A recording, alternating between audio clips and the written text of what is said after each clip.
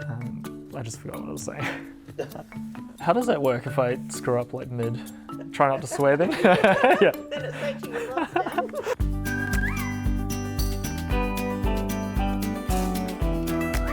So broadly, ecology is the study of organisms and how they interact with each other in their environment. Specifically for the Inland Rail project, we'll be focusing on the flora and fauna within the project area. So for the flora, we generally assess a number of things. So firstly, we'll be looking at mapping the extent or the area of native vegetation and the quality. And we do that based on some guidelines provided by the Department of Environment, Land, Water and Planning. We also conduct targeted flora surveys, so we look specifically for threatened flora species. And then finally, we look for threatened ecological communities. And then for fauna, we also do a number of assessments. So firstly, we look at habitat. So we're looking specifically for large hollow-bearing trees. So these are generally large eucalyptus trees, and they form hollows which are used by arboreal mammals, or mammals that live in trees, and birds. And then we also do targeted fauna surveys, and we use a number of techniques to do this.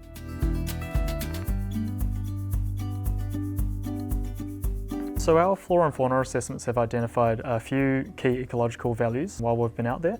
So the flora assessment, we found a threatened ecological community. It's called the grey box grassy woodlands and derived native grasslands of southeastern Australia, which is a bit of a mouthful, but that's listed as endangered under the EPBC Act. We've also found a threatened flora species, so the Euroa guinea flower.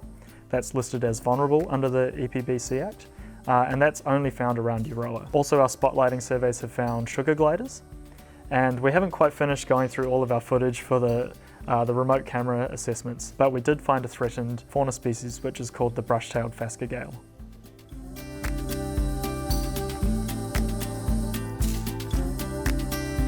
The project's still in design phase, which means there's plenty of opportunities to avoid and minimise impacts to native vegetation, but also avoiding impacts to those large hollow-bearing trees, the threatened ecological communities that we've found, and those threatened flora species.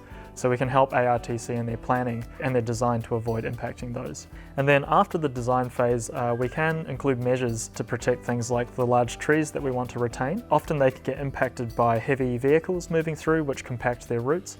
So what we want to do is set up a tree protection zone, which is a fence basically around the tree, and that stops those vehicles moving in and causing it to be impacted and possibly die. So there's a few things to consider at this stage.